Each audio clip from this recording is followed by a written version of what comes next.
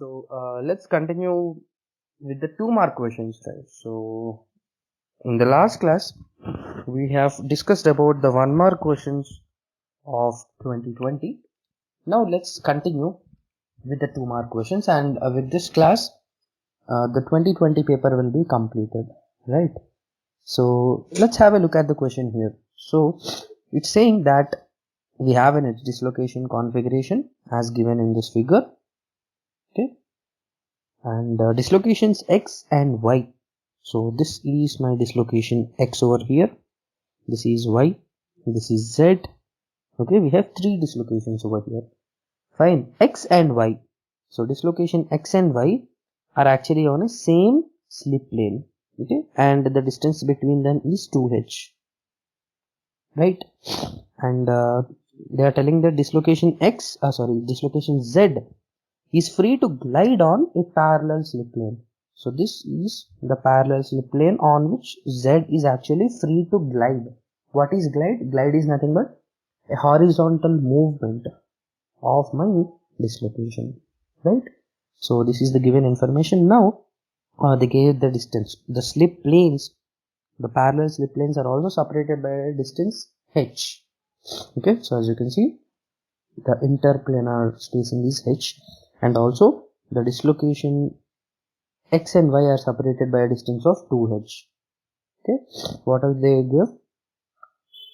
Yeah, that's it. Which one of the following statements is true regarding the stability of dislocation z at positions 1, 2 and 3? So we have 3 dislocation positions, and they gave that we have to assume all dislocations have equal Burgers vector. Okay, so if you see the options over here, all of them are actually given in terms of equilibrium. So before proceeding, you have to know what is actually a stable equilibrium between 2 dislocations, right? So if you remember the graph, how the force between the dislocation usually be, this is something like this, right? So this is my force on y-axis, and the distance between the dislocations on x-axis. Okay, so if we have a same dislocation, you have a curve something like this, and if you have an opposite dislocation, you just have an inverted curve something like this, right? So here positive y-axis is basically explaining about the repulsive force, whereas negative y-axis is attraction. Okay, so I actually used 2 different colors over here. This blue line is actually indicating the force between 2 identical dislocations or dislocations of same sign, right? We know what is a positive dislocation and a negative dislocation. Fortunately, in the question, if you see the symbols, all x, y and z are of same sign, all are positive. Okay, so we have to consider this curve. Okay, and also what is this? This is opposite sign curve. Okay, so if you have force between 2 oppositely signed dislocations, this is what is the force. Okay, and now we can actually study this by the horizontal and the vertical distances between them. So what do I mean by that? So let's assume that I have a dislocation over here, and somewhere here on my parallel plane I have something like this. So now what is the vertical distance? This is my vertical distance, let me call it y. And what is the horizontal distance? This is x. Okay, so x is the horizontal distance between the dislocations and y is the vertical distance.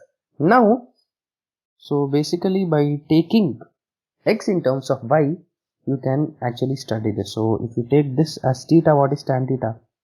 Tan theta equal to y by x, right? So here the force is 0 at 3 positions. 1 when x equal to 0, second when x equal to y, usually it is plus or minus y, and when x equal to plus or minus infinity. Okay, so what is this? This is when the force is 0, And why we are considering this force is 0? Because we want to study about the equilibrium, right? And if the net force is 0, we call it an equilibrium, correct? So from the graph, we saw that at x equal to 0, we have f is 0. This is x equal to y, okay? And somewhere at infinite distance, there won't be any proper interactions and your force will be 0, okay? Now, what is this stable equilibrium and unstable equilibrium? So usually we can categorize. So if you take same sign dislocations,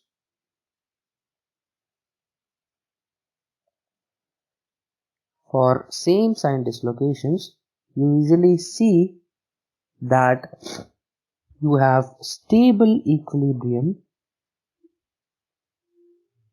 at x equal to 0, whereas you have unstable equilibrium at x equal to y, or you can say theta equal to 45 degrees, because just now we saw that tan theta is y by x, right? When both are equal, theta equal to 45 degrees. Now let's say let me explain this, what is stable equilibrium and what is unstable. So if you just take two dislocations, something like this, okay, this is a same sign dislocation which I took, which are at an angle of 45 degrees, okay? So this is at x equal to y condition. Now what you can do is, let's shift this dislocation slightly. That means you are fluctuating the moment of dislocation. Let's say you are coming just a small bit to the left, okay, somewhere here. So now it is in the region where x is less than y, correct? Why? Because here we said x equal to y, okay? And according to the graph, if you see here, this is x equal to y. So if x is less than y, we are in this region, okay? And we are dealing with same sign dislocation. So this is how your force will change. And what is this type of force? It is attraction. So if x is less than y, you basically have an attractive force, okay? Attractive means it is pulling this way, right? It is pulling towards my dislocation that you are studying. Whereas if you are just moving to the right side of it, now what is the case? If my dislocation is here, x is greater than y. So here if you take again x is greater than y, you are in this region where you see there is a transition of a force. So now it is in the repulsive side, right? So here what happens? My dislocation will tend to repel, okay? So this is repulsion when x is greater than y. So what you get to see is at 45 degrees separation between same dislocations, it is not stable. Just by small fluctuation in its position, it is leaving its stable position, which is this one, right? So this is called as unstable state or unstable equilibrium. Whereas if you take the opposite sign, okay, again the same configuration of 45 degrees, if you just come this side, what happens? It will usually repel. Whereas if you just go on the right, what happens? It will attract. So even by small fluctuations in the positions, what the dislocation is doing is, it is trying to come back to its original position, which is a stable state. That's why we call this a stable equilibrium, okay? So I hope you understood what is stable equilibrium and unstable equilibrium. A long explanation, but I hope you understand it. Now coming back to the question. So let me zoom it in. Yeah. So now I have this location. Let's consider at position 1, okay, somewhere here, okay? So you can see that these two are the dislocation that we are considering, and you can directly say that this is h, this is h. So x equal to y, and this is 45 degrees. Whereas similarly on the other side also, you see that this is h and this is h, again 45 degrees.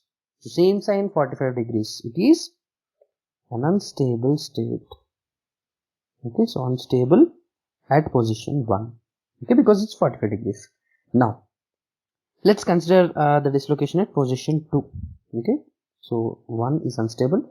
Now at dislocation position 2, you can see that now these two dislocations are stable, right? Because x equal to 0 here.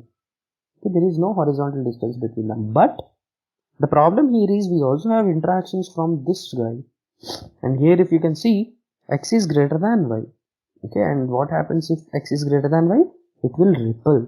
So this dislocation won't stay there, but instead it will try to move towards the right side. So this is also an unstable state. Stable means it has to be stable enough to stay at that particular position. Similarly, at position 3, you can also say similar thing. This is again 45 degrees. Again, this is there from us, so it will move this side. So all my positions over here at 1, 2 and 3 are unstable. So if you see the options, position 1 is unstable, position 2 is unstable and position 3. So A option will be your answer. Okay. So what we did here, we saw how my positions is deciding your equilibrium conditions, right? So I hope you understood this question. Now let's move on. Which one of the following dislocation reactions is not feasible? Okay, so in FCC crystal. So for any system, for any dislocation dissociation, we call dislocation dissociation. Okay, let me write it. The feasibility of dislocation, dissociation or dislocation, any kind of interactions is two types. One, it should be energetically feasible. Okay, we call it energetical feasibility, and the other one is vectorial feasibility. Okay, so I hope you understand what is vectorial feasibility. That means the LHS must be equal to the RHS. That means the X, Y and Z components must be equal on both the sides. Okay, equal on LHS and RHS. Okay, so this is one thing, right? That means let's say we have B1 bar splitting to B2 bar plus B3 bar. Okay, now the X component of B1 should be equal to X component of B2 plus X component of B3. Similarly, Y and Z. Now, what is energetical feasibility? So, why this interaction will lead to some, why B1 is actually splitting into B2 and B3? This is because my system wants to actually take this path, B2 bar plus B3 bar, so that the overall energy spent will be less. So, this can be explained by the energy concept. And what is the energy of a dislocation? So, U equal to half GB square. Okay, the dislocation energy is proportional to what? B square. So for that reason you can say the energetical feasibility will be for this particular dissociation B1 converting to B2 plus B3, we can write that B1 square should always be greater than B2 square plus B3 square. Or rather you can also write this in another way, that the energy of the LHS should always be greater than the energy in the RHS. Okay, because RHS is the product, the final step where the dislocations are moving in, the atoms are moving in. So it should always choose a less energy path. Okay, so these are the two conditions. So you can straight away verify all the options and you will see that B option will be the answer. Okay, so let me just try to see the vectorial part of it. So X is here, we have 1 by 2 plus 1 by 2, right? 1 by 2 here and 1 by 2 here, and we have 1. And Y component is minus half here, also minus half here. So this is minus 1, that is 1 bar, correct? So 0 into 0, again 0. So vectoriality is correct, and also you can check it out like this. So here, what should you do? B1 square plus B2 square must be greater than B3 square because it is LHS, right? So this should be verified for option B. Okay, so not only for any dislocation interactions, not only for this problem, for any dislocation interaction, you can follow this. Okay. Now, going to the next question. This is an interesting question from electrochemistry. A galvanic cell is formed by connecting Zn, okay, and they gave a reduction potential. Remember how I am telling it is a reduction potential, because I can clearly see these things over here. They gave Zn 2 plus or plus 2 is converting to Zn. That means this is a reduction reaction. Okay, so that's why this is my reduction potential of zinc half cell. Okay, whereas iron is given as Fe plus 2 to Fe. Again, this is also a reduction potential, as you can see, the same things. Okay, so these two whites are immersed in respective ionic solutions. The cell discharges spontaneously with a voltage of 0.5 volt.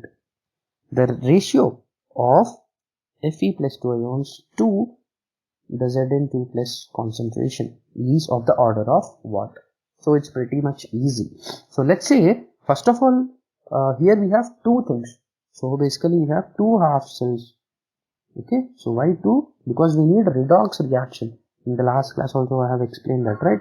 So we need both oxidation as well as reduction to take place. Okay, so usually oxidation will take place at anode.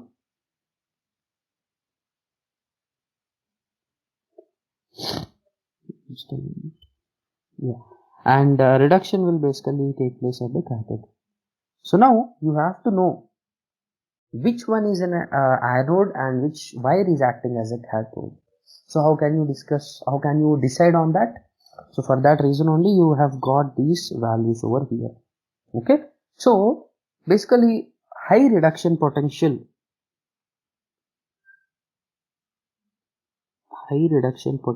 means easily reduced. Okay, and vice versa. If you have less reduction potential, it is difficult. Again, this we are talking in terms of comparatively. That means here we have two things. One guy is zinc and the other in iron. So if you are talking about the reduction potentials,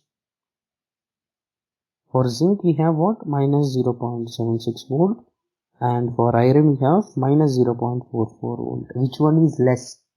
Of course, minus 0.76 is less.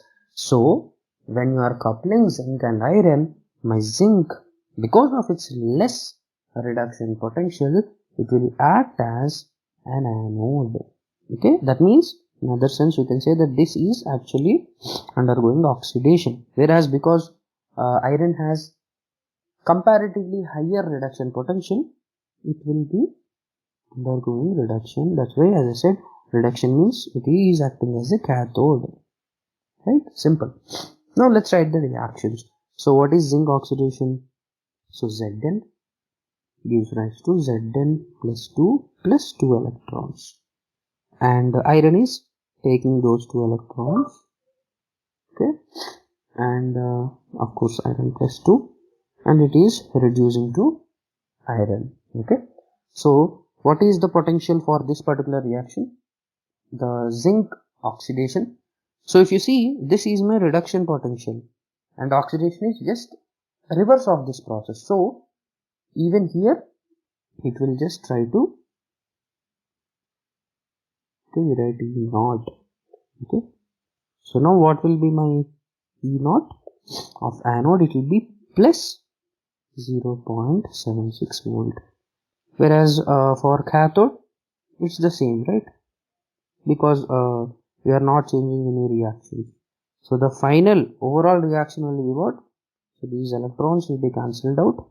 We will get Zn plus Fe plus 2 gives rise to Zn plus 2 plus Fe. Also we are adding the reactions here. So that's why this potentials are also added, right? So this is plus 0.76 minus 0.44. So this will be how much? E naught of cell will be 0.32 volt. Okay, so here we have calculated the standard cell potential, okay, using the overall reaction. But now we don't want this, we want something else. So what the question is demanding us, it is asking the ratio of these ions. So how can we go about it? So here we have something called as Nernst equation. Okay, what is Nernst equation?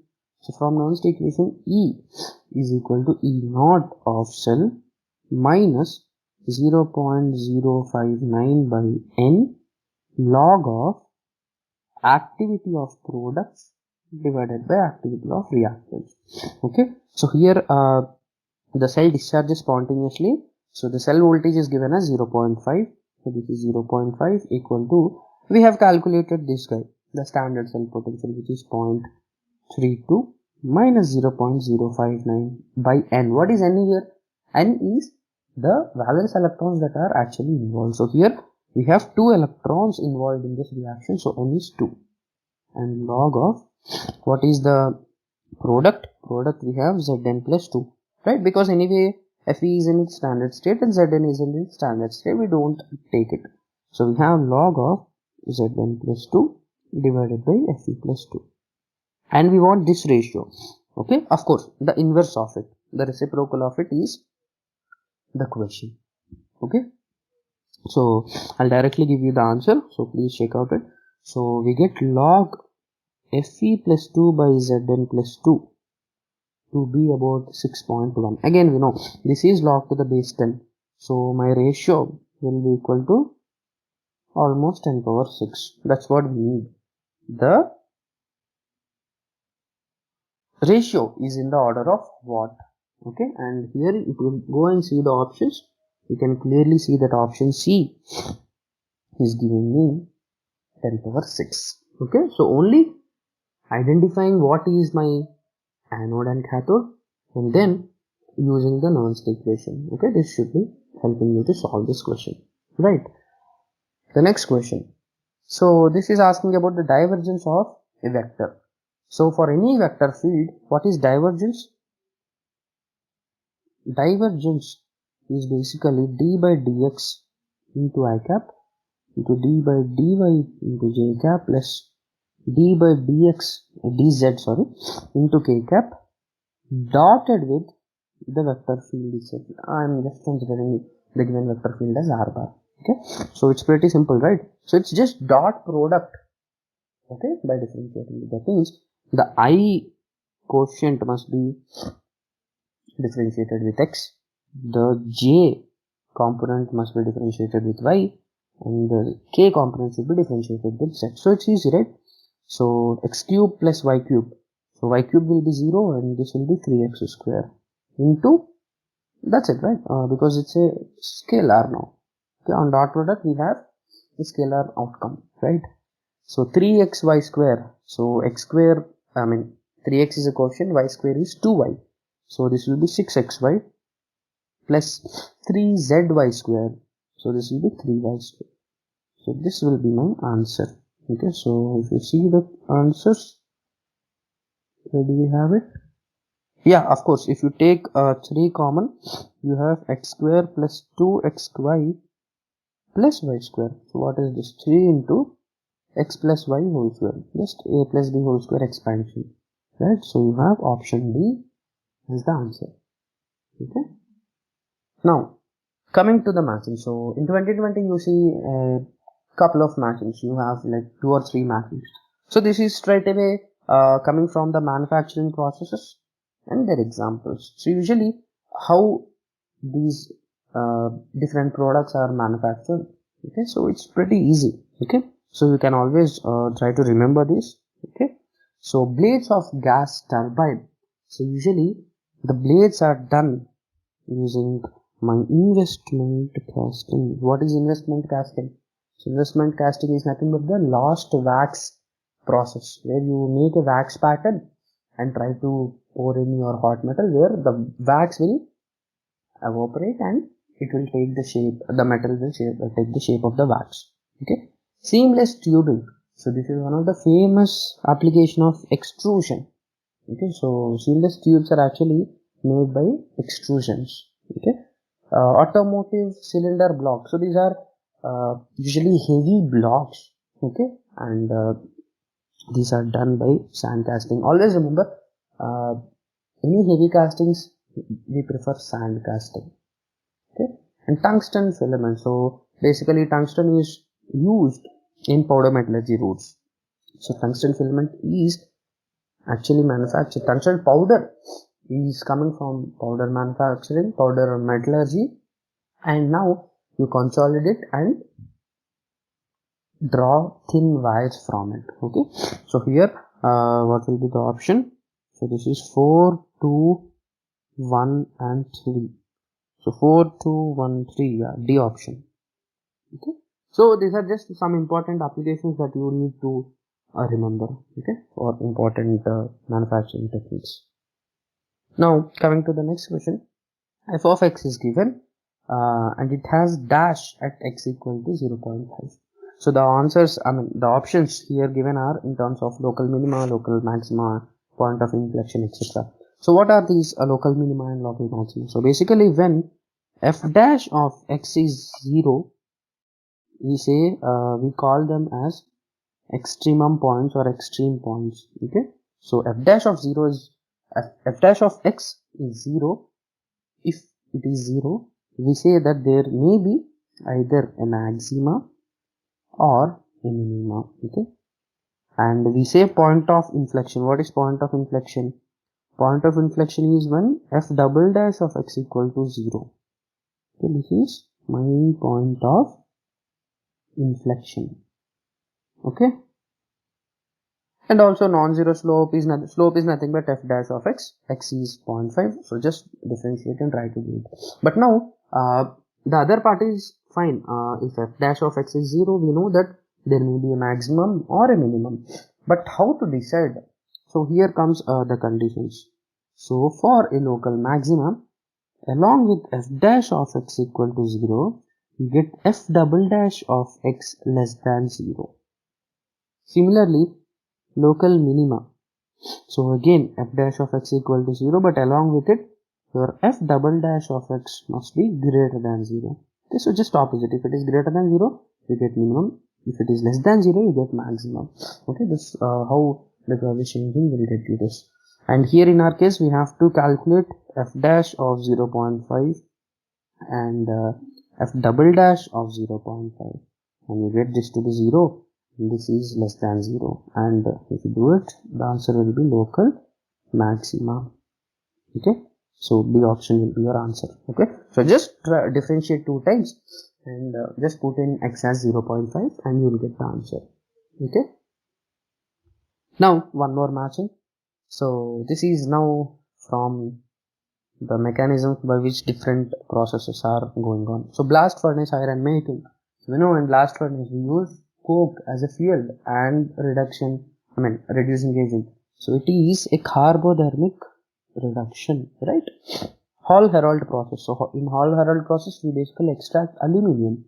Okay, it is an electrolysis, electrometallurgical process with fused salt. That means you actually fuse cryolite with my Al2O3, pure alumina.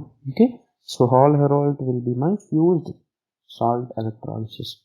BOF steel making. So in the name itself you can see that BOF or LD converter, we actually blow very high amount of oxygen. So we are actually oxidizing it. And Kroll's process. So Kroll's process is again a technique to extract titanium from TiCl4. Okay, basically TiCl4 will be reacted with magnesium or sometimes sodium, so that you get Ti plus MgCl2. Okay, of course it is not balanced, but this is how your reaction will proceed. So you are using some metal in order to reduce the chloride. So this is my metallothermic reduction. Okay, so again the options are 3, 4, 2 and 1. 3, 4, 2 and 1. You can see option C over here. Okay, so many people will be afraid that 2 marks will be difficult and all. See how easy the questions are, right? Only thing is you have to focus on it and see what they are asking. That's it. Again one more matching. This is even more easy. They gave different processes or furnaces, and they want what is the product coming out of it. So Corex, recently I made a video on YouTube also. So Corex is a two-stage smelting reduction process where we produce hot metal. Okay, so we have hot metal or pig iron. Okay, Mitrex. So Mitrex is again a gas-based direct reduction process. That means we produce DRA out of it. Okay, DRA is nothing but direct reduced iron. Okay, because of its porous nature, we call it sponge iron. So Mitrex gives me sponge iron. And flash smelting. So flash smelters are basically used for copper matte. So what is copper matte? It is Cu2s plus Fe2s, mixture of iron sulfide and copper sulfide, and it is basically generated in a flash smelter. And of course, submerged arc furnaces used to generate ferrochrome. So we added chromium so that we can generate ferroalloys. Okay, so what is this now? 3, 1, 2 and 4. 3, 1, 2, 4. Yeah, C option here. Okay, so this is also easy. Now coming to the next question, XRD. So XRD pattern from an elemental metal with an FCC crystal structure shows a pattern, shows the first peak at a Bragg angle theta of 24.65 degrees. What is the lattice parameter? So lattice parameter is A. Okay, so quickly you have to go to your Bragg's law concept because it is clearly saying Bragg angle and the first peak. So what is Bragg's law? Bragg's law is nothing but your 2d sine theta equal to n lambda. That means it is actually relating your interplanar spacing D. What is D for cubic? So if you have any plane D, HKL is A by H square plus K square plus L square. And this is only for cubic. Right? If you are going for orthorhombic or tetragonal, this formula will not be valid. Okay. So of course they gave us it's an FCC crystal, so you can definitely use this formula here. Okay. And they gave first peak. So because it's a first peak, n equal to 1. So here we can directly write in.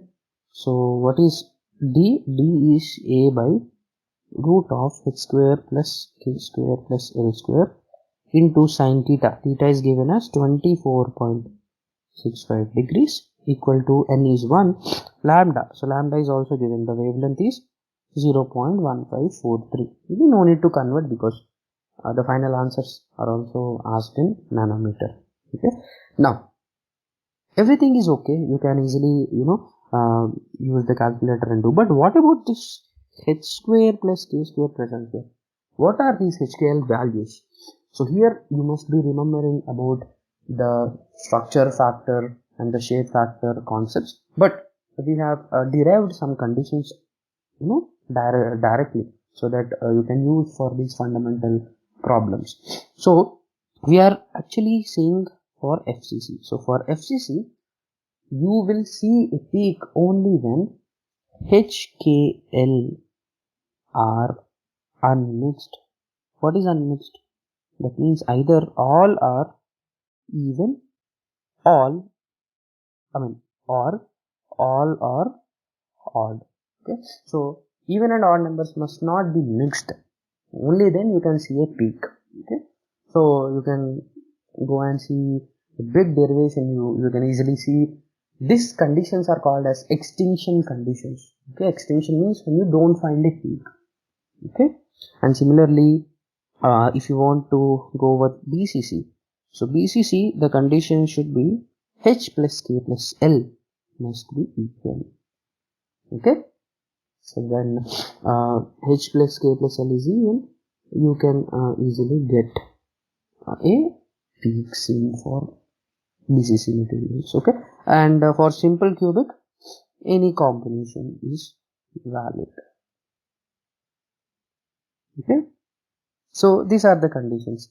Now it is the first peak. So basically you have to consider the least values, Miller indices values for HKL, so that this condition is valid. That means HKL should not be unmixed. So one thing you must be coming in your mind is 1, 1, 1. Okay, all are odd. right? So the first peak is 111. Okay, so it's again simple. So 2a by root of 1 square plus 1 square plus 1 square root 3 into sine 24.65 equal to 0.1543. That's it. You can easily calculate this and you get A to be equal to 0.32 nanometer. Okay, so the answer is 0.32 nanometer. So again, in these conditions, many people ask me, what about 0? 0 is taken to be given. Okay, so I hope this is fine. Now moving on to the next question. Yeah, one more matching word. There are many questions. Let me see the question. So they get again asking about the application. So it's again based on the applications of various materials. So grey cast iron. So grey cast iron usually contains very good amount of carbon. So because of high carbon content, you see that you get a very good strength.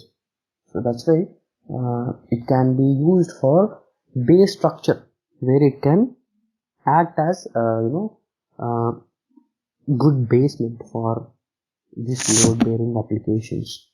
Okay, now what about the second one, ductile iron? So usually ductile iron, in the sense you can see that ductile irons are basically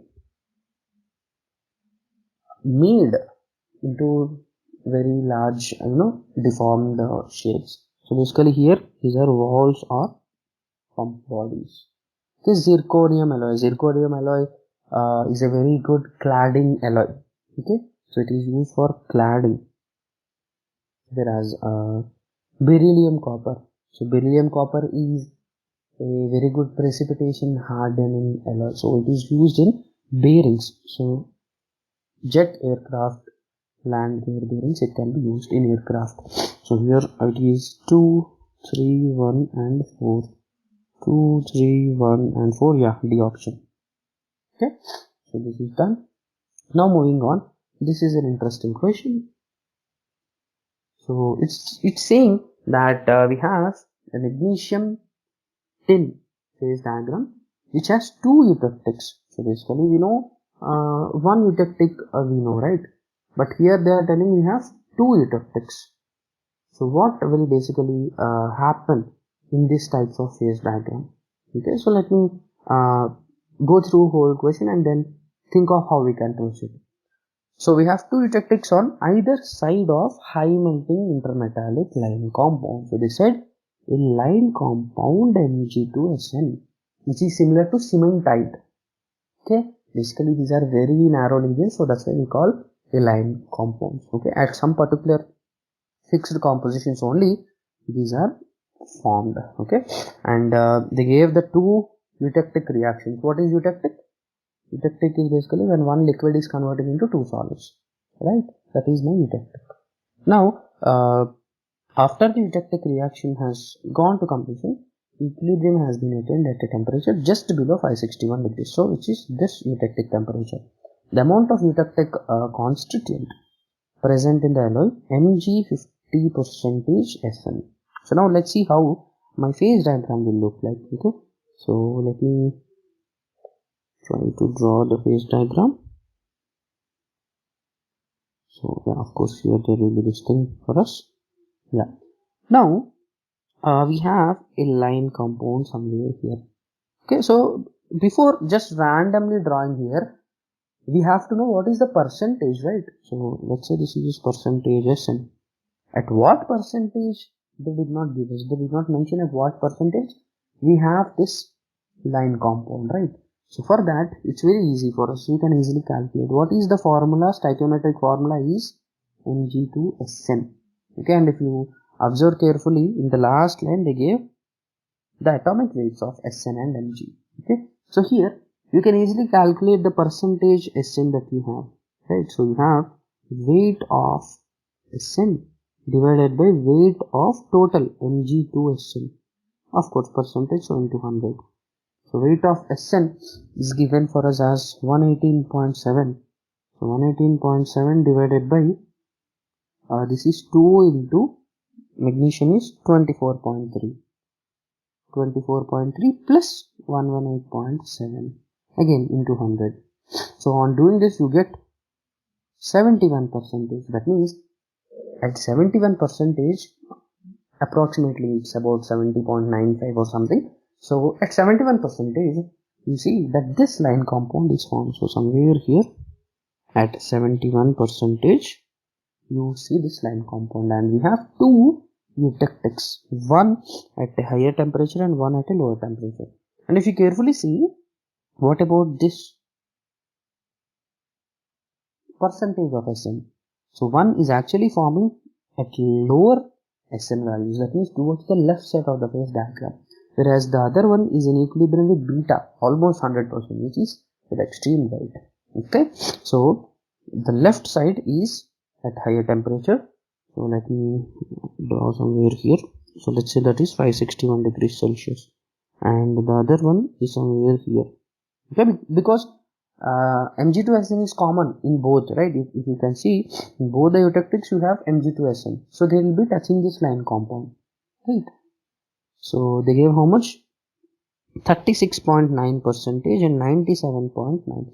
So somewhere here you have 36.9, and similarly somewhere here you have how much?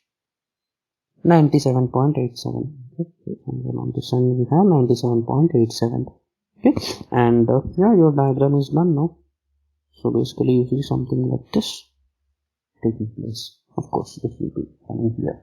So now, without any prior knowledge, we just made a new phase diagram of Mg-Sn system only by the given data. Okay, this is liquid, and don't bother about all the phases, right?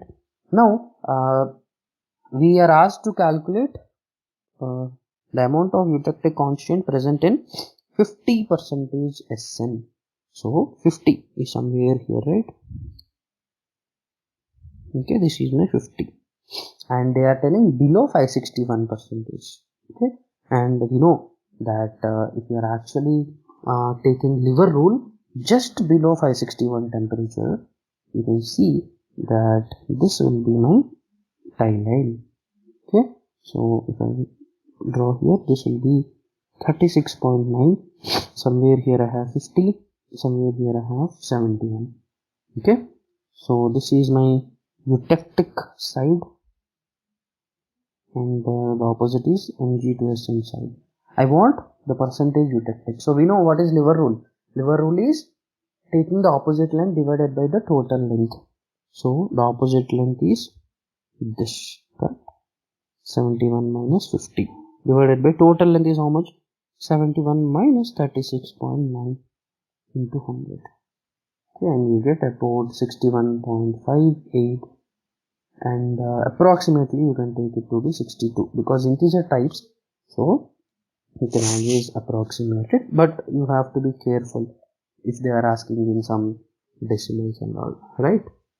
So this is about this question, which is a bit tricky because they did not give the phase diagram, but the data sufficient to construct is there, right? So here you can simply see two eutectics, okay, and you have to know that what is the composition of the line, line compound. The 71%, if it is not that, you cannot proceed to calculate this, right?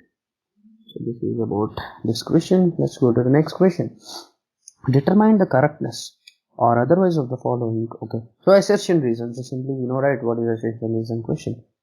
So here they are telling that low alloy steels used for medium temperature creep resistance often have additions of strong carbide forming elements. Yes, that's true, because these basically carbide forming elements or dispersoids will be stable at a very high temperature, so it will not easily allow for failure to propagate for any crack propagation. So yes, in order to improve the creep resistance, you can add these strong carbide forming elements.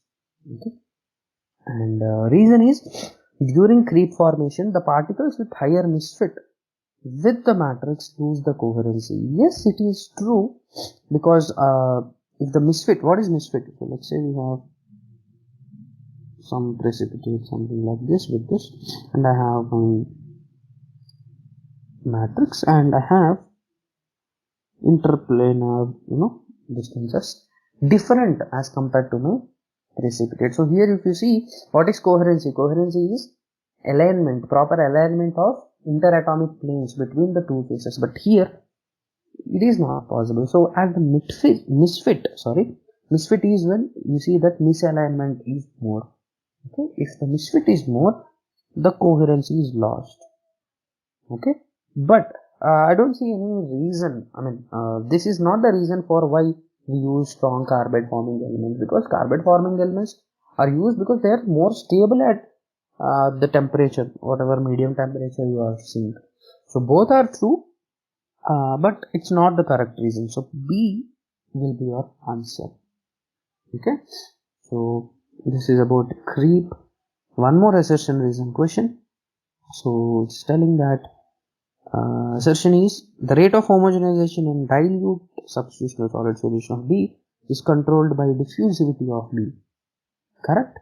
Because atom should jump in, right? Atomic movement, atomic migration is needed in order to homogenize the whole alloy. So yes, diffusivity is an important parameter to control, which affects the rate of homogenization. Okay? And the reason what they gave atomic migration cannot occur along dislocations and grain boundaries. No, it should happen, right? Atomic migration should happen. If atoms are not jumping from one grain to another, then how come there will be diffusion? So it's wrong. It's totally wrong. So assertion is correct and reason is wrong. So D option. Oh, one more matching. Oh my god, I think this is 4th or 5th matching in this paper.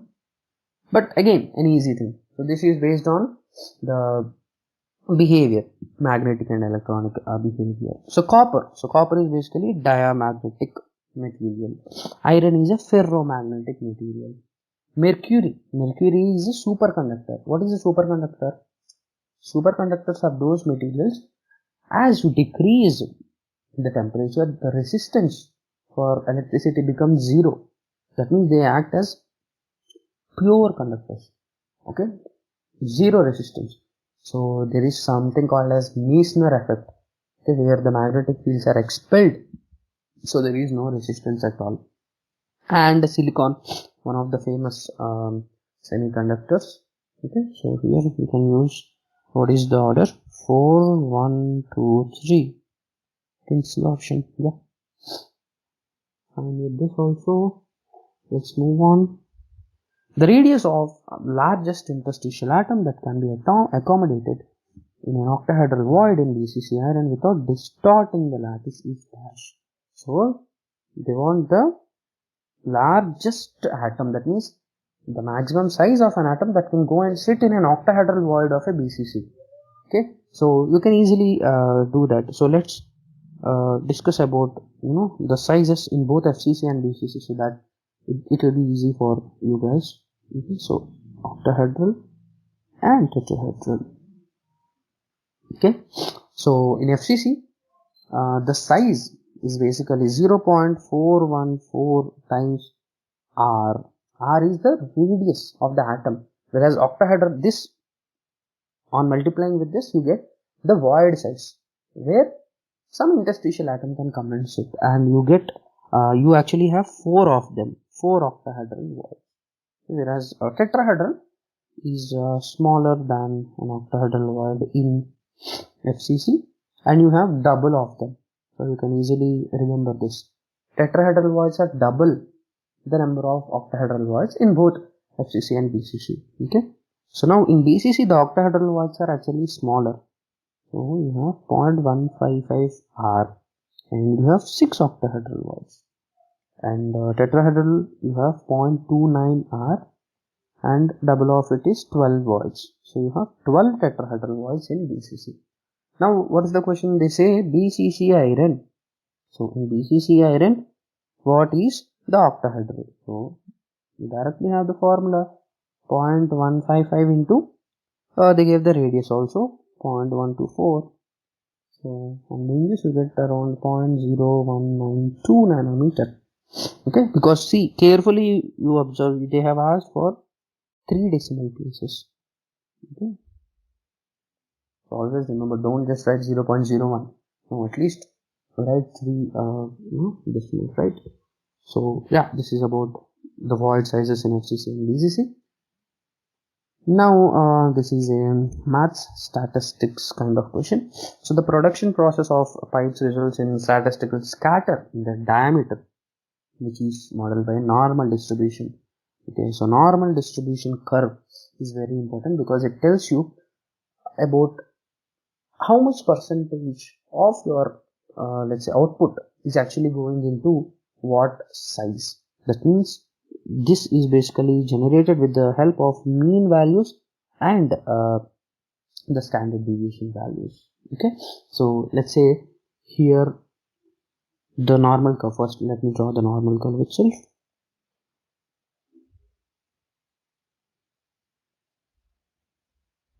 You see something like this.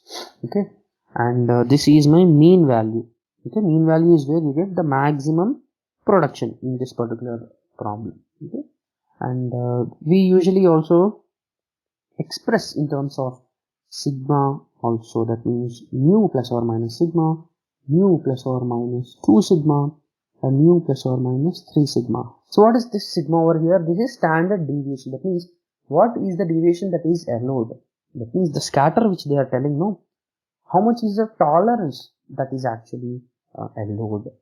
Okay, so according to normal distribution you can see something like this. Okay, the same way on the other side. Okay, so this is minus sigma, this is plus sigma, plus 2 sigma, minus 2 sigma, minus 3 sigma, plus 3 sigma. So why these ranges? So if you see, these lines are actually dividing my normal curve. Now it actually gives you, okay, how the productivity will come out, or for example, how much percentage will lie in this region, mu plus sigma or mu minus sigma. Basically this is 34 percentage, this is also 34 percentage. The other regions are actually 13.5 percentage.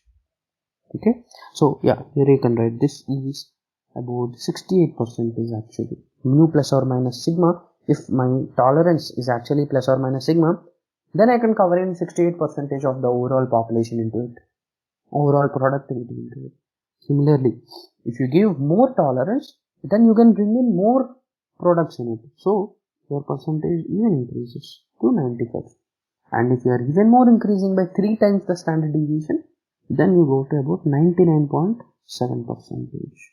So this is the basic phenomena of the normal distribution, how my productivity or whatever parameter that you want to study is actually falling in based on my standard deviation concept. Okay, standard deviation is nothing but the tolerance that is allowed. That's it.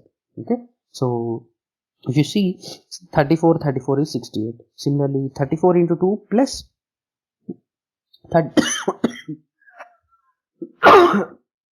sorry for that. So 34 into 2 plus 13.5 into 2. So 68 plus 27, it comes out to be 95. Similarly, the next region over here is 2.35. Similarly, the other side of it is 2.35, and you are only left with, let's say, the complete thing. So you are only left with how much? 0.3 percentage. So this will be my 0.15 on this side and 0.15 on this side. Okay, that's it. This is how the normal distribution curve will look like. Now coming to the question, if the area, okay, they gave mean value, okay, mu is how much? 10 mm. Okay, if the area under the normal curve between 9 mm and 10 mm is 0.35, then the probability of producing pipes greater than, diameter greater than 11 mm. So if you carefully see, you can just try to take this to be 35 percentage. Okay, in some books basically this is taken as 70%. That's what is actually taken in this question. So 35% is covered between how much? 9 mm and 10 mm. That means let's say this is my 9 mm and mu is given as 10 mm. Okay, why I can say that sigma is 9? Because I know this is 34 to 35%, which is what is the thing that they got. Okay, 0.35, but that's in fraction. Okay, so 9 to 10 is actually falling in 35. Okay, so from this they gave a hint that 9 mm is the standard deviation, the tolerance that we are talking about. Now what they're telling is the probability of producing pipes of diameter greater than 11 mm. Okay, that means this is 9, 10 and this will be how much? 11 mm. And they want the probability where the size is always greater than 11, which is this thing, right? So you need to just see these things over here. Okay, something completely. So this will be how much? What percentage? 13.5 plus 2.35 plus 0.15. So this is 13.5 and this is 2.5. So this is 16%. Right? So the answer will be 16%. Okay. So what we did here, according to the given hint, we found out what can be my deviation, standard deviation, sigma, and from there we saw that if mu is 10 and sigma, basically sigma is not 9, but the value here is 9. That means mu minus sigma equal to 9. That's what they meant. Okay, so from here sigma equal to 1 mm. Okay, the tolerance is 1 mm. So mu plus sigma is 11. So from there we calculated what will be greater than that. Okay, simple. Now going to the next question. The solution of the integral by dividing the range 0 to 1 into 2 intervals. Okay, again they directly gave trapezoidal rule. So what is trapezoidal rule? So if we have an integral a to b by dx, this will be equal to what? H by 2 into y0 plus yn, the first term plus the last term, plus 2 times all the remaining terms, plus yn minus 1. Okay, this is my trapezoidal rule. Okay, so here what is h for us? So h is nothing but the interval. So here they say that 0 to 1 is divided into 2 equal intervals. So that means h will basically can be taken as b minus a by n. Here n is what? 2. So this is 1 minus 0 by 2 is 0.5. Okay. So basically we are seeing the class interval. We say class interval, right? That is my h. Okay. So here 0.5 by 2 into y0 plus yn. So what is y here? Y is nothing but the function. Y equal to e power minus x square. So y0, we have how many? We have 2 intervals. So y0, y 0.5 and y 1. So this is my first term, first and the last term, plus 2 times y at 0.5. Okay, so which is again, so this is 1 by 4, 0.5 by 2 into y0 is e power minus 0, so it is 1, plus e power minus 1, because when I take x as 1, plus 2 times e power minus 0.5 square, so it is 0.25. Okay, so if you just solve it everything by calculator, you get this to be 0.73. So my answer will be 0.73. Simple. So just you have to know what is your interval and you can happily apply the trapezoidal rule. Okay. Now coming to this corrosion question. So iron is corroding in fresh water which has dissolved oxygen concentration of 15 mm. The anodic current density at an over potential of 120 millivolt, okay, this is actually millimoles, okay, is dash. So we want the current density, anodic current density. Okay, so this can be easily done with the help of two important formulas which we actually call Tafel equation. Okay, so Tafel equation is something like this. So it gives me eta. Okay, so what is eta? The overpotential. Eta is nothing but my overpotential. So eta is basically equal to beta into log of I by IL, where IL is my limiting current. What is beta here? Beta is Stefan slope. Okay, this is my beta. Now I is also fine, okay, because I is what we need to find. What is IL? So IL, we have a formula in terms of these diffusions and all.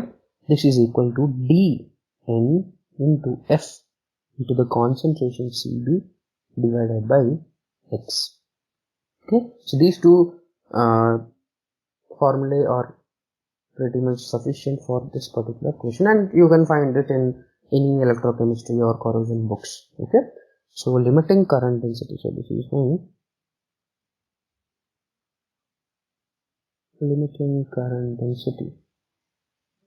Okay, so D is the diffusion coefficient, N is the valence electrons, which we'll just see.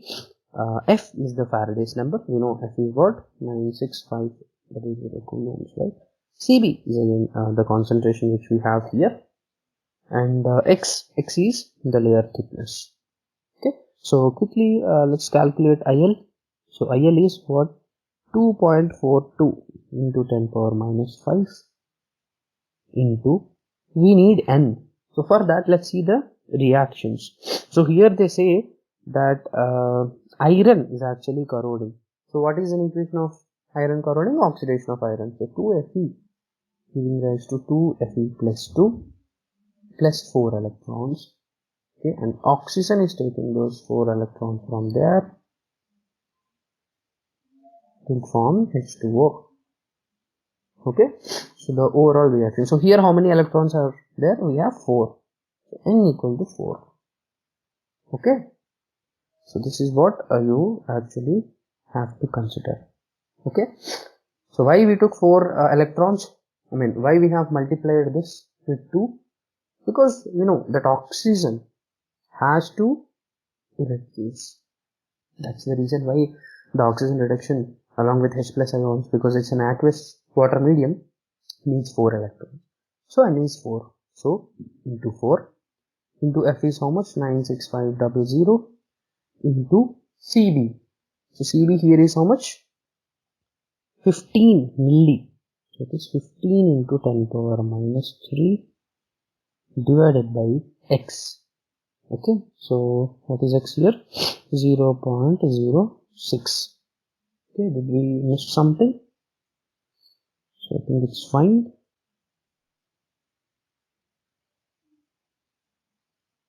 Yeah, cool, it's fine. Now eta. So eta is how much? So you get some value IL here. So what is eta for us? Eta is given as 120 millivolts. So 120 into 10 power minus 3 equal to, again we have beta here. So beta is given as 0.06 into log of I. This is what we have to calculate, and IL is what we get from here. So if we calculate this, you can get our I value. Okay, so only thing is you have to know these two formulae and you can directly go about. Okay, so be careful, I did not calculate it here, but make sure that the units are matching, otherwise you need to do some conversions and all, right? So please be careful while solving this, right? Now coming to the next question, again an oxidation question first.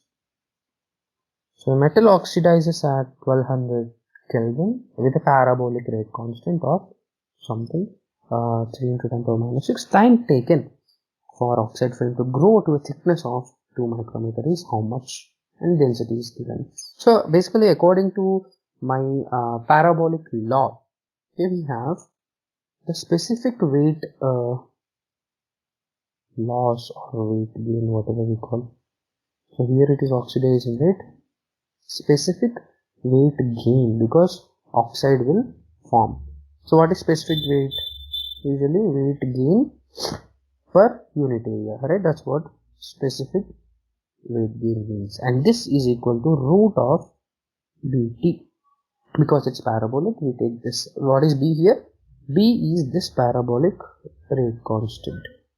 But now, if you carefully see the units, so we have gram square into centimeter power minus 4 into second power minus 1 into second we have, and root. This is on the RHS actually. So if you carefully see, this gets cancelled, and if you remove the root, what we get? We get gram centimeter power minus 2. This is what we want. That's what this is. Weight gain per area. Clear with the units? But now the weight gain term is missing. Weight gain is not given. Even area is not given. But how to go about it? It's very easy. So let's say W by area into, let's consider, let's multiply and divide with thickness. Okay. Now what is this guy? Area into thickness is my volume. And here I have weight gain. So weight by volume is again density. That's what is given in the question. So this can be written as density into what else we are left with, this thickness. Okay, this is my volume. If this complete thing is my density. So density into thickness will be equal to root bt. Okay, now you can have happily. So this is 6.5 into thickness. Thickness is how much? 2 into, actually we want in centimeters. So 1 micrometer is 10 power minus 4 centimeters. So this is 10 power minus 4 equal to root of 3 into 10 power minus 6 times time. That's it. So you can easily calculate t from here, and time you get is 0.56 seconds. Okay, this is 0.56. It's simple. Only thing is you have to know how you are converting, okay, into the terms that you know, right? Now coming to the next question. So they said that we have two plates with so and so compositions, 10% nickel in one plate and 20% chromium and 5% nickel in the other plate. These are fusion welded. What is fusion welding? Fusion welding is where you generate some liquid. You actually melt it down, okay, using a filler rod. So this is the filler, and the filler composition is 20 nickel and 80 chromium.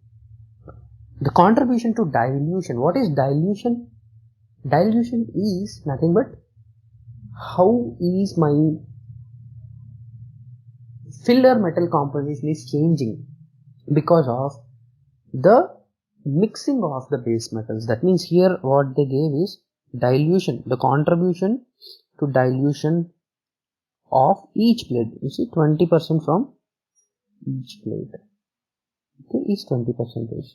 That means we have 20% of A plus 20% of B. Let's take these as A and B, and let's consider the filler as F.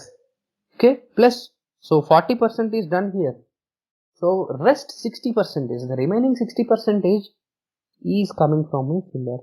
This whole thing is actually contributing to my fusion zone. Okay, why we are contributing this? Because along with the filler, you see that 20% A is also melting, 20% B is also melting. So in liquid they are actually in a composite zone, what we call. That means A plus B plus F, all three are in a liquid form. So you can easily do it now.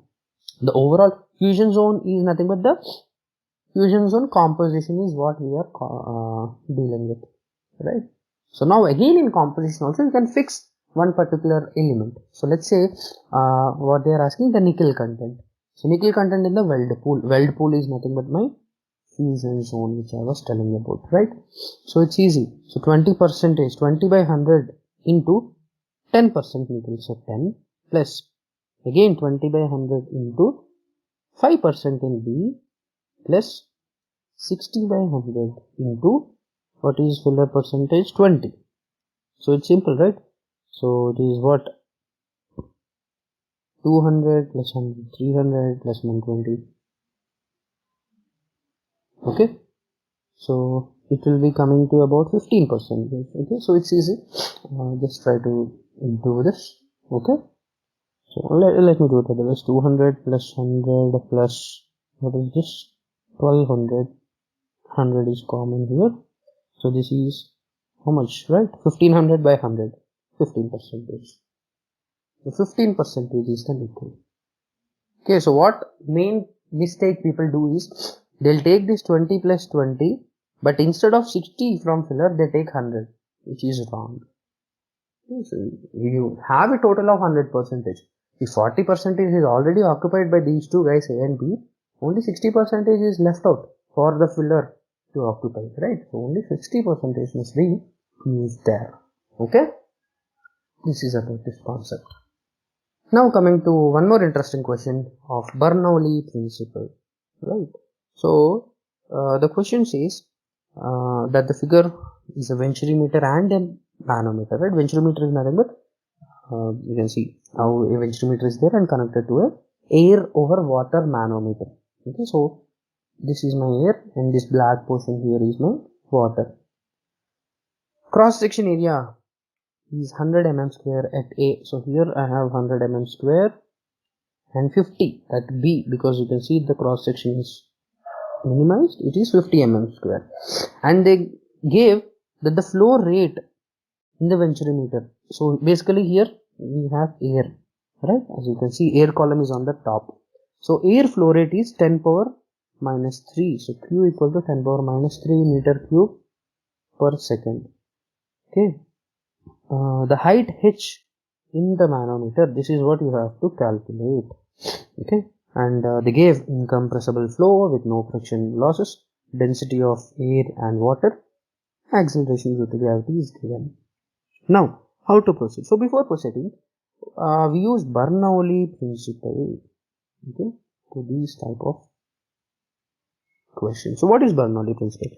Bernoulli principle tells you that in an incompressible flow, incompressible steady state non-viscous flow, the sum of kinetic energy, potential energy and the pressure flow, okay, we basically say the pressure or the pressure head, this is always constant. Okay, we call this as okay, so how we can write this is, so after converting everything, so you can write this as V1 square by 2G plus H1 plus P1 by rho G, okay, equal to the some other point, right? P2 by rho G plus H2 plus V2 square by 2G. This is what we write. So here, this guy here is called my velocity head. This is my potential head. And what is the other one? We have pressure head. Okay. So the sum of potential head, pressure head and the velocity head is always constant, only in a stagnant fluid. That means, let's say I have a fluid flowing something like this, and with this reference, let's say I have 2 points 1 and 2 with different height. Let's say this is H1, H2. Okay, so now this is valid for us. Okay, so in a continuous fluid, if there is no external energy disturbing the flow, then this Bernoulli principle can be used. Okay, so now let's use this Bernoulli equation for my air. Okay, so for air, what you can do, you can consider 2 points. Okay, let's take this line over here. Okay, so and consider these 2 points, and you can see the height is same, right? For the same plane we took, so height is same. But before that, you have to know the velocities. So for that, you have this Q. Okay, so how you can calculate? So Q is basically equal to AV, where A is the area, V is the velocity. So 10 power minus 3 equal to, at A we have 100 mm square into velocity is V1, let's say. Of course, let's also convert that, because we have meter cube on the other side. So this is 10 power minus 6 into V1. So V1 is how much? I think 3 gets cancelled and you are left with 3, 1 by 10. So 10 meter per second is V1. So again, similarly V2, you can also use A1 V1 equal to A2 V2, which is the continuity equation, and if you do it, you get V2 as about 20 mm square, right? Because area is half, the velocity will be doubled. Okay, simple. Now, so V1 is 10 and V2 is 20. Now for air, okay, let's do for air. So we are doing PA plus, what is the other thing? So heights are equal, so they get cancelled out. Okay, so if you actually write this, so if you just multiply this, you get GG gets cancelled, so half rho V1 square, right? That's what we can get it. So I mean the other form is something like this, right? So P plus rho GH plus half rho V square equal to constant. Okay, something like this we write on taking the denominators LCM and all. So PA plus this term is 0 for me, half rho air into V1 square equal to PB plus half rho air only again into V2 square. So here we can write PA minus PB, which can be taken as delta P equal to half rho is how much? 1. So half into 20 square minus 10 square, correct? V2 square minus V1 square.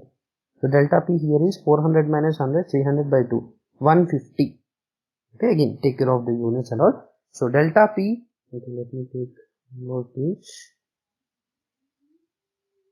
Yeah, let me try to remove these. Oh, I think I can't. Just give me one moment. Just add a fresh page so that you can just do that.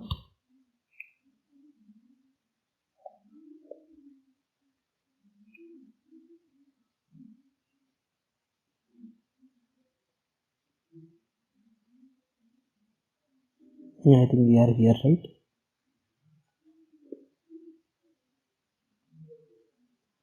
Okay, so let me add a new page. Cool, got it. So what we got here? We got delta P as 150.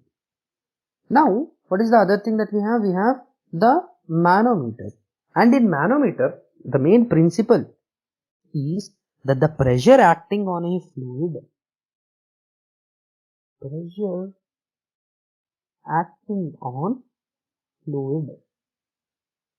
is equal along a horizontal line.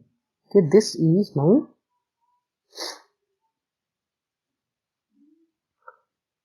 principle of manometer again here, which is connected by a same fluid. So here the fluid is what? Water itself. Okay, the liquid should not be changed.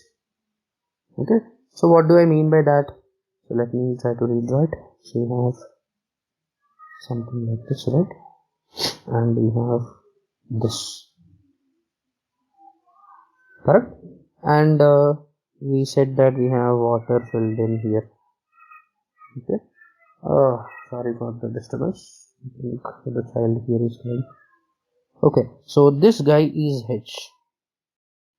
So that is what we have to calculate, and according to this principle, what it is telling is if you take some random horizontal level, what is happening here?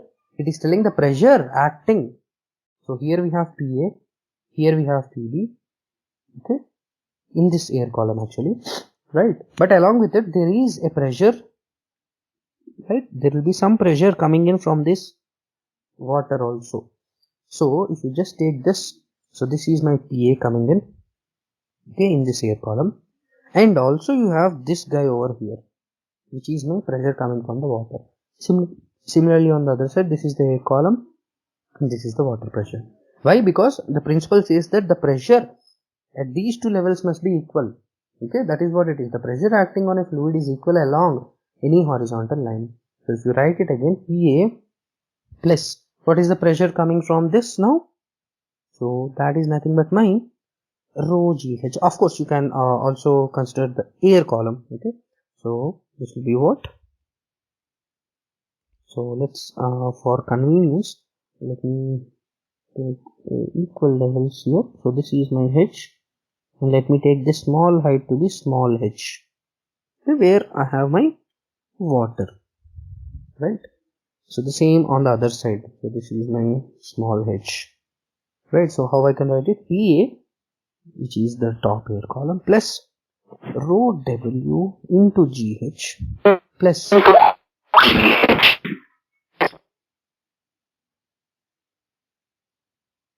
okay, cool. So rho W into GH is the pressure coming in from this water column, but also here we have air coming in. So PA is coming from the airflow in this venturimeter, but here we have this air also. Okay, so we have to take the air column too. So this will be rho A into G into what is the height of air column here? H, equal to, again on the other side, PB plus the bottom water column is the same on both the sides. So that is this plus this is also water now, because here this height h is also filled with water. That is the difference. Okay, so now you can easily do it. So this gets cancelled on both the sides. So PA minus PB will be what? Delta P equal to GH into rho W minus rho A. Simple, right? So delta P is 150 divided by G is 9.8 into rho W is given as 1000 and rho A is 1. So this is 999 into capital H. Okay. So here we are using two concepts. One of venturimeter, which is my Bernoulli principle, and also the manometer principle. Right. So on solving it, you get H as 0.01532 meter, and I think they have asked in mm. Okay, so if you convert meter into mm into 1000, so it is 1.5, oh sorry, it is 15.32, right? 3 places, so 15.32 mm is the height. Okay, so I hope this is clear. Now moving on to the next question. So we have about this centrifugal thing. So for effective comminution in the ball mill, it is desired the balls traveling around the mill leave the wall at the point C. So basically in ball mill you have a circular and a parabolic, right? Slowly a circle will form a parabolic. That's what it is. So this is a circular path which is converting into a parabolic path. Okay, and they gave the angle as 120. There are some assumptions given to us. Now how to go about this? So this is a circular motion, right? So let's see how we can do it. The force balance, if you do, you can easily do it, right? So for a circular motion, F will be what? mv square by r. Okay, and what is v? V is angular velocity, which is rho into r. Okay, and again you can also calculate omega as 2 pi n by 60. Okay, actually where this is my tangential velocity. Okay, at any point, what is the tangential velocity? Omega is the angular velocity, n is the RPM, the rotational speed. Okay, and the force F is nothing but the force that is actually holding it in the circular path. And it is said that at point C here it is leaving the circular path. That means this force is actually compensated by some other force. So the total force on this is 0. So you can say delta F equal to 0, or in other words you can say that basically F is on this side. Okay, and something is actually balancing, which is my gravity on the other side.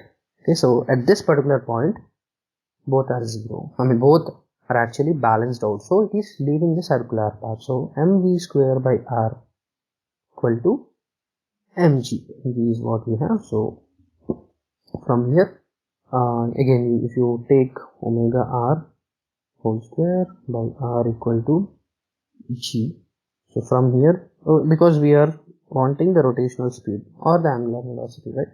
The rotational speed is nothing but n actually, as I said. Okay, n we want. So from here, if you take this 2 pi n by 60 whole square equal to G by R, right? So we know G, we know what is R, right? Because the diameter is given. So just use this particular thing and you can calculate N, and because it's a square, you get something like this. So if you go and square it, 3600 G divided by 4 pi square R, and G is 9.8 and R is what? 3.26. So from here N will be 16.55. Okay, so again I'm not solving it, but this is just an approach how to go about this. Only thing is, as it is leaving the circular path, you get to see that the force balance is taking place, right? Now, so if liquid copper is cooled to 1353 Kelvin, the magnitude of driving force for transformation of liquid to solid. So we know what is the driving force. So for a nucleation of a solid from a liquid, the driving force is delta G, and we have Turnbull equation. We basically call this as Turnbull equation, which says delta G is delta H into delta T divided by T transformation or T equilibrium. So here delta H is given as how much? 13 kilojoule, right? The enthalpy is given. So 13 into 10 cube into delta T. So delta T is how much? So here basically it is cooled to 1353 and the melting point is 1356. So the equilibrium transformation temperature is 1356 and it is cooled to 1353. So delta T is nothing but T transformation minus T, that is undercooled. So 1356 minus 1353 is 3. So if you just do it, you get 28.76 joule per mole. Okay, so you can just say 28.7 or 28.8. Okay, simple question. And if you know the thermal equation and you know that delta G is the driving force, you can easily do it. So coming to one of my favorite question of extractive. So this is the concept of partition ratio, distribution ratio, okay, anything you may call it. 1000 kg of liquid steel containing 0.03% of sulfur. So initial sulfur is how much? Is 0.03 by 100 into 1000. Okay, so what we did? Just percentage of the total weight of steel. So this is what? 0.3 kg. And the final content is given in the percentage, which is 0.015 percentage. Again, by converting it, you get by 100 into 1000. So here you get how much? 0.15 kg. So initially you have 0.3 kg and finally you have 0.15 kg in my steel. So what will be the weight of sulfur in slag? That means how much amount is going into slag, which is nothing but the final minus initial, right? Sorry, initial minus final. Initial is actually greater here because we are removing sulfur, right? So this is 0.3 minus 0.15.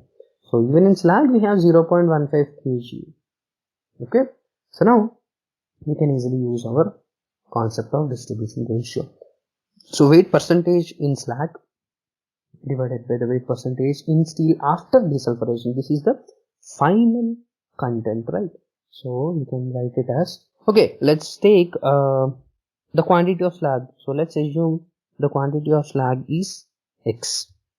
Okay. Now, so this will be equal to what? 0.15 is the weight of sulfur in slag divided by X into 100. This is the numerator, the percentage of sulfur in the slag. Okay, let me bring it down. Yeah. Divided by, what is the denominator? The denominator will be 0.15 again because the final content is 0.15 divided by the weight of steel is 1000 into 100. And how much is this equal to? 50. So you can easily do this now. Everything is cancelling out. So 1000 by X equal to 50, or again you can say X equal to how much? 20 kg. Simple. Okay. So only thing is you have to carefully know the formula, what the terms mean, and also how to calculate the terms, right? Now, zone refining of silicon results in residual phosphorus content of 0.1 parts per billion Okay, 1 part per billion means how much? Which is 1 by 10 power 9. That means 10 power minus 9 weight percentage. Okay, again I converted it into weight percentage, right? So, or you can also say 0.1 ppb equal to 10 power minus 10. Why? Because here they give 0.1 parts per billion by weight. The electrical conductivity is how much? We have Avogadro number, density, atomic number, charge, and the mobility. So first of all, what is conductivity? So sigma is the electrical conductivity, which is equal to Ne mu into the weight percentage. Okay. So because what is N here? N is the number density.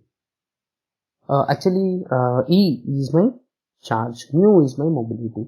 Now what is N here? N is the number of atoms. Okay. E is my charge of electrons, mobility is mu. So now how I can get N? So we are given density. So we know density is equal to N into capital M divided by capital N into V.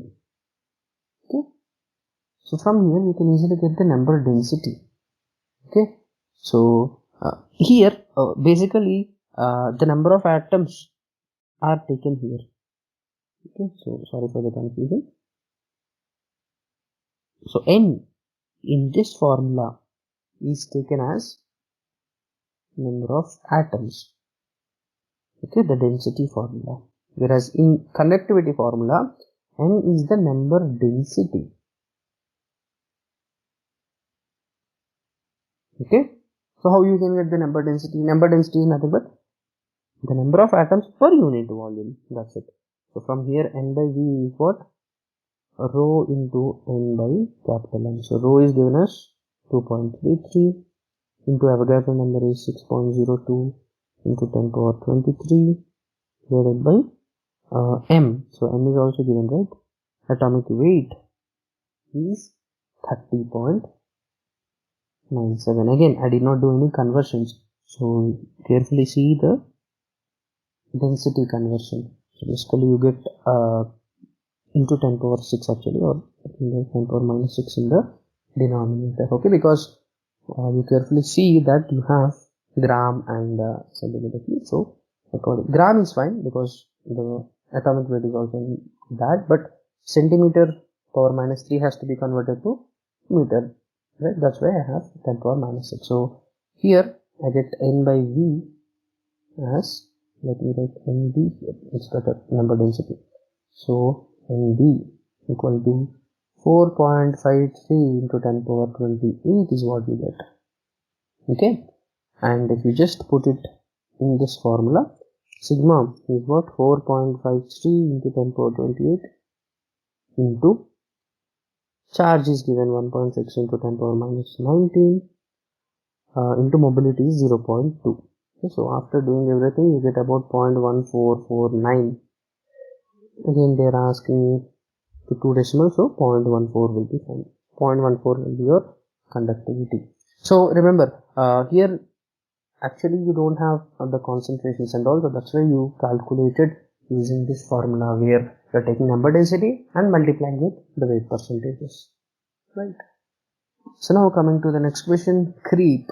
So they are telling that the steady state creep rate of a material increases by a factor of 20 when the temperature is increased from 890 to 980. And the creep rate at a temperature of dash Kelvin will be 5 times of the creep rate of 890 Kelvin. So we have, for steady state creep, we have something called as power law.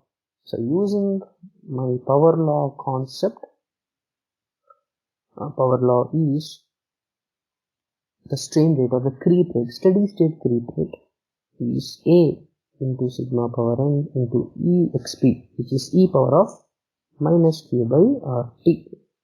Okay, so that means my creep rate is proportional to e power minus q by RT. So you can easily do this, right? For example, initially let's consider 890 and 980. So the creep rate, let's assume at 890 is x and at 980 is 20x. So this will be how much? E power minus q by r into 890 divided by e power minus q into q by r into 980. So from this, you know what is r. X is getting cancelled. Calculate q. Okay, q is my barrier accuracy image. Now you can easily use. So now let's say I'm considering y at 890 Kelvin, and we want 5 times now. Okay, that means you are actually taking a temperature where you have 5 times the creep rate. So that is e power minus q by r into 890 divided by e power minus q by r into t. This t is what you have to find out, and q you get here, just substitute. So how you will proceed with the calculation? Don't just time waste. Don't just waste your time by just dividing and all. This can be written as e power a by e power b, e power a minus b. So this is exp of minus q by r into how much? 1 by 890 minus 1 by 2. Okay, that's it. So this is how you can easily do it. So the same thing here. So using the power law concept and taking this proportionality, you can simply consider all the two different cases and calculate. And here you get T to be about 936 Kelvin. So my answer is 936. Okay. Now the fatigue crack growth. Okay, so crack growth is basically expressed in terms of something like this, which we call Paris law. Okay, where delta K is the difference in the stress intensity factors dA by dN. So dA is nothing but the change in crack length by dN by the number of cycles. So here you can see A is the crack length and N is the number of cycles. So this dA by dN is basically expressed as my crack growth or crack growth rate. Okay, so it is expressed in meter per cycles or usually mm per cycle, whatever. Okay, so this is what is given, and they're telling that when the crack length is increased by factor of 2, the crack growth rate will increase. So let's take dA by dN to be some x. Okay, so that is my crack growth rate. Now x is proportional to delta K cube. Now what is delta K? Delta K is delta sigma into root pi a. This is what it is. Okay, because we know Ki equal to what? Sigma root pi a. Okay, by varying the sigma, you get different stress intensity factors. That is what delta K means. Okay, so here delta sigma is depending on my applying load. Pi is also constant, so I can write delta K is proportional to root a. Okay, so from here you can say that delta K. Okay, so let's write like this way. So initially let's take it to be A divided by crack growth will increase by a factor of how much? If crack length increases by factor of 2, so I am getting 2A equal to delta K1 divided by delta K2. Okay, so this is how much? 1 by root 2. So delta K1 equal to delta K2 by root 2. Okay, now on cubing it, what you can do? You can simply say that x1 equal to x2 by root 2 whole cube. Correct? Because we have this proportionality over here. X is proportional to delta K whole cube. Okay. So from here you can easily do that this is 1 by 1.414 whole cube, or we want x2 actually. So x2 will be equal to root 2 whole cube into x1, right? So this comes out to be 2.82. Okay, 2 power 3 by 2, which is 2.82, or only one decimal, so 2.8 will be fine. So what we did here, we just took the proportionality, and you have to know the delta K formula. That's it. So when the crack length is doubled, your crack growth rate will increase by a factor of 2.82, right? Now coming to this question. So this is a top gated mold. Liquid metal enters the mold cavity as a freely falling stream under gravity. That means you are pouring from top. Okay, so ignore the fluid friction due to viscosity and the drag also. Now if the volume of the mold cavity, the cavity volume is 10 meter cube. What is the time required to fill? So it's very easy, the filling time. So filling time here in the top pouring is the volume divided by area into gravity. That's it. So volume divided by the flow rate. So this is meter cube, and this is how much? Meter cube per second. Flow rate. Okay. Volume by the flow rate. That's what we are doing. Okay. So from here, what you get? Volume. Volume is how much? Volume is 10. So 10 divided by area. Cross section area is 0.2 into 9.8. Okay, that's it. So by just doing this, you can get it. But yeah, oh wait. I think I messed up somewhere. This is actually my velocity. Okay, so sorry for this again. So volume by area into velocity. Area into velocity is this, right? It's pretty simple. Area into velocity is my flow rate. Okay, so again, what is velocity? So here it is a freely falling liquid, freely falling stream. So that can be written as 2gh, right? So this is root 2 into 9.8 into what is h? Height of 0.5. So by doing this, you get V as 3.13 meter per second. Okay. So now this will be how much? 0.2 into 3.13. Okay. So the only thing you have to know is the filling time formula, which is volume by the flow rate, volume by area into velocity. And now on doing this, you get approximately 16 seconds. Okay. So again, round off to the nearest integer, that is 16. Okay. Fine. The next question. So this is an interesting question. A BOF operator at the end of the oxygen blow measures the dissolved oxygen content. Usually it is what is done even in the industries today. So it is taken as 0.03% and the steel temperature is 1800 Kelvin. Carbon content is how much? So here we know that in BOF what we do, we actually inject blow lots of oxygen. So in order to remove carbon, right, the dissolved carbon will actually react with the oxygen, dissolved oxygen, and CO will be evolved out, and this is the delta G of that particular reaction. Okay. Now, so my reaction is the C plus O gives rise to CO gas. And what is delta G? Delta G is minus 19840 minus 40.65 times temperature. Now what is the temperature? The temperature of the steel is 1800. So let's put 1800. So from here, you can easily get delta G. Some value will come. Okay. Again, I'm not calculating it here. Okay. So we'll just look at the concept. Now also this is a reaction where we can say that delta G is minus RT ln K. So from here minus RT ln of what is K? The pressure of CO divided by what else we have? Sorry, the pressure of CO is actually 1 itself because that's the only gaseous product that you get, divided by the activity of C into the activity of O. Okay, so this thing which you are seeing here, the product is called as my CO product, carbon oxygen, or is usually called CO product, which is very much crucial. Okay, so what you see is basically if carbon is decreasing, the oxygen content will be more. That means we call it oxygen pickup in steel plants, right? So why? Because from here you can see K equal to 1 by C into O, and on putting it here, and this delta G is the same delta G. It's just different approach. Correct? So again we know what is O here.